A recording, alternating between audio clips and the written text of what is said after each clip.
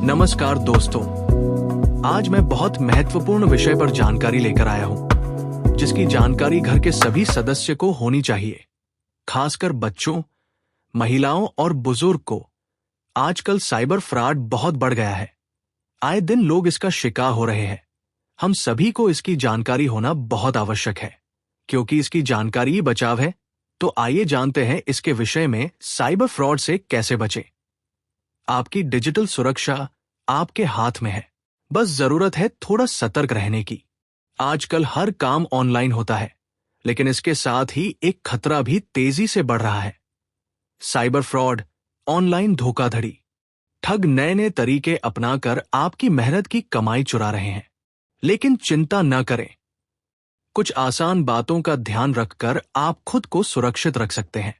आइए सरल शब्दों में समझते हैं कि ये ठग कैसे काम करते हैं और आप उनसे कैसे बच सकते हैं। एक ठगों के सबसे आम तरीके ये जानना बहुत जरूरी है। साइबर ठग अक्सर इन 5 तरीकों का इस्तेमाल करते हैं। Fishing message fraud. Bank, RBI या किसी सरकारी संस्था का अधिकारी बनकर कॉल या मैसेज करते हैं। वे कहते हैं कि आपका बैंक अकाउंट बंद हो जाएगा, आपका आधार कार्ड ब्लॉक हो गया है, या आपको बिजली बिल तुरंत भरना होगा, और फिर आपसे आपकी जानकारी, ओटीपी, पासवर्ड मांगते हैं। डिजिटल अरेस्ट, नया तरीका। खुद को सीबीआई पुलिस नारकोटिक्स अधिकारी बताते हैं और कहते हैं कि आपके नाम पर कोई पार्सल मिला है जिसमें ड्रग्स या अवैध चीजें हैं। वे आपको वीडियो कॉल पर विश्वास दिलाते हैं कि आप किसी बड़े क्राइम में फंस गए हैं। डर के मारे आप उनसे बचने के लिए बताए गए बैंक अकाउंट में पैसा ट्रांसफर कर देते हैं। Job investment fraud. व्हाट्सएप या टेलीग्राम पर आपको पार्ट टाइम जॉब जैसे वीडियो लाइक करना या जल्दी पैसा डबल करने का लालच देते हैं। शुरुआत में छोटा सा रिटर्न देकर आपका विश्वास जीतते हैं और फिर आपसे बड़ी रकम निवेश, इन्वेस्ट करने को कहते हैं, जिसके बाद वो पैसा लेकर गायब हो जाते हैं। ओटीपी और यूपीआई फ्रॉड। गलती से आपके अकाउंट में पैसा भेजने का नाटक करते हैं और फिर आपसे वो पैसा वापस भेजने के लिए कहते हैं। वह कहते हैं कि पैसा वापस भेजने के लिए आपको यूपीआई रिक्वेस्ट को एक्सेप्ट करना होगा। असल में ये रिक्वेस्ट पैसा भेजने की नहीं, बल्कि आपके अकाउंट से पैसा निकालने की होती है। Fake customer care. अगर आप किसी कंपनी जैसे बैंक, कोरियर के कस्टमर केयर का नंबर गूगल पर ढूंढते हैं, तो ठगों के फर्जी नंबर सामने आते हैं। जब आप उस फर्जी नंबर पर कॉल करते हैं, तो वे आपकी समस्या सुलझाने के बहाने आपसे एक ऐप जैसे एनीडेस्क डाउनलोड करवाते हैं और आपके फोन का कंट्रोल ले लेते हैं। 2. खुद को सुरक्षित रखने के 5 सुनहरे नियम। इन 5 नियमों को हमेशा याद रखें और दूसरों को भी बताएं। ओटीपी, पिन, पासवर्ड, ये 3 चीजें किसी को कभी ना बताएं। बैंक, आरबीआई, पुलिस या कोई सरकारी विभाग कभी भी आपसे फोन पर आपका ओटीपी नहीं मांगता। अगर कोई मांगे तो तुरंत कॉल काट दें। अनजान लिंक पर क्लिक ना करें। किसी भी मैसेज या ईमेल में आए अनजान लिंक पर क्लिक ना करें।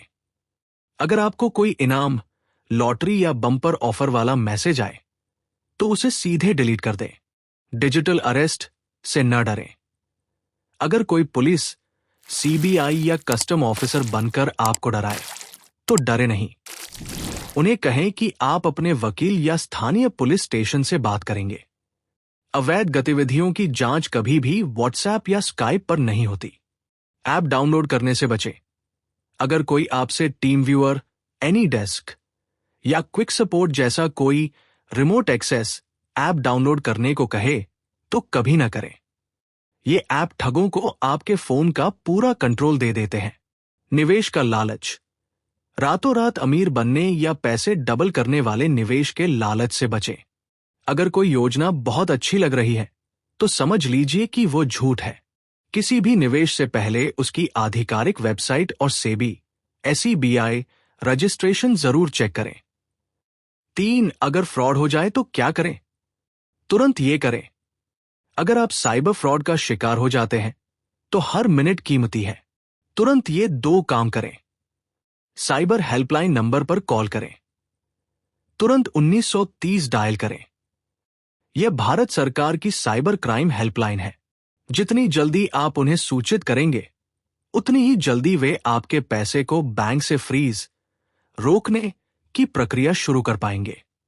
ऑनलाइन शिकायत दर्ज करें। राष्ट्रीय साइबर अपराध रिपोर्टिंग पोर्टल पर विस्तार से शिकायत दर्ज करें। याद रखें, डिजिटल दुनिया में सतर्कता ही सबसे बड़ा बचाव है। समझदारी से काम लें और ठगों को सफल न होने दें। दोस्तों, अगर ये जानकारी आपको अच्छी लगी हो तो इसे अपने सगे संबंधियों को जरूर शेयर करें, जिससे अधिक से अधिक लोगों तक इसकी जानकारी पहुंचे और किसी के मेहनत की कमाई यूं ही व्यर्थ न हो जाए। धन्यवाद।